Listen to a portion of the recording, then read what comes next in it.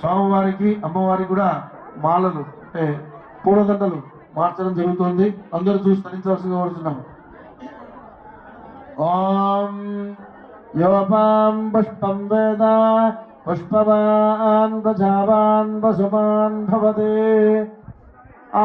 యో వేదం వేద యోపామాయతనం వేద ఆయతనవాన్ భవతే పుష్పావతే ప్రసోపతే ఫలనే గట్టిమాడం పుష్పావతే ప్రసోపతే ఫలనేన ఫలావృతాః అస్వాయోసద్వారేర్వీరుధర్మారయిష్టవః పుష్పమాలాలంకృతాన్ సమర్పయామి. ఓం అక్షతారోపణాం చ కరిష్యే.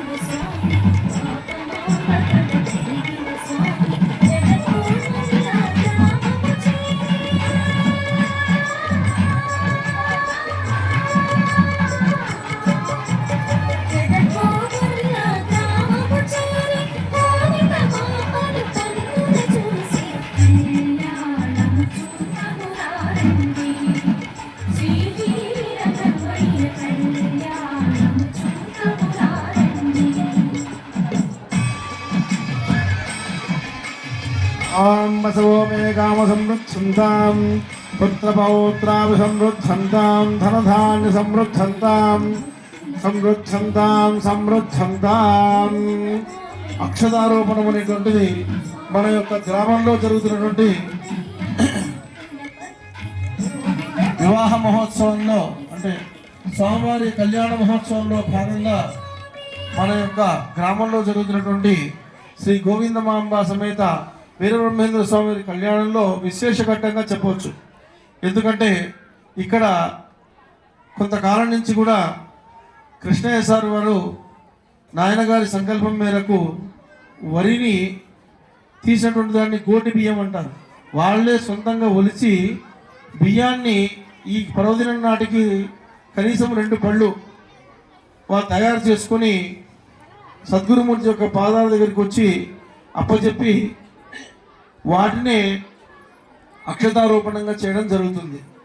ఈ యొక్క అక్షతారోపణము ఈ గోటి బియ్యం వల్ల నాయన స్వామివారికి అమ్మవారికి తలంబ్రాలుగా వేసిన తర్వాత సద్గురుమూర్తి యొక్క చేతుల మీదుగా వారు అందరికీ కూడా పెట్టడం జరుగుతుంది. వారి వారి సమస్యలు వారి వారి కోరికలు ఆయన పెట్టిన మాత్రం చేతన నెరవేరుతూ వారందరికీ కూడా వారికి అందరికీ కూడా ఆయన యొక్క అనుగ్రహం కలుగుతూ సాక్షాత్ లక్ష్మీ గోవిందమాంబ సమేత బ్రహ్మేంద్ర స్వామివారి వారి యొక్క అనుగ్రహ పాత్రలై అందరూ కూడా తరించడం జరుగుతుంది. కాబట్టి మనకు మన కళ్యాణమోత్సవంలో అంటే కళ్యాణ గ్రామంలో జరుగుతున్న ఈ లక్ష్మీ గోవిందమాంబ వీరబ్రహ్మేంద్ర స్వామివారి కళ్యాణ మహోత్సవంలో ఈ అక్షతారోపణమే విశేషమైన ఘట్టం. మరెక్కడ కూడా ఏ కళ్యాణంలో కూడా ఇటువంటి గోటి బియ్యంతో అక్షతారోపణం చేయడం అనేటువంటిది లేదు. స్వచ్ఛమైనటువంటి బియ్యముతో అక్షతారోపణం చేయడం జరుగుతుంది. ఇది ఆ సద్గురుమూర్తి యొక్క చల్లని చూపు ప్రతి ఒక్క కుటుంబం పైన ఉండడానికి గొప్ప నిదర్శనంగా చెప్పడం జరుగుతుంది.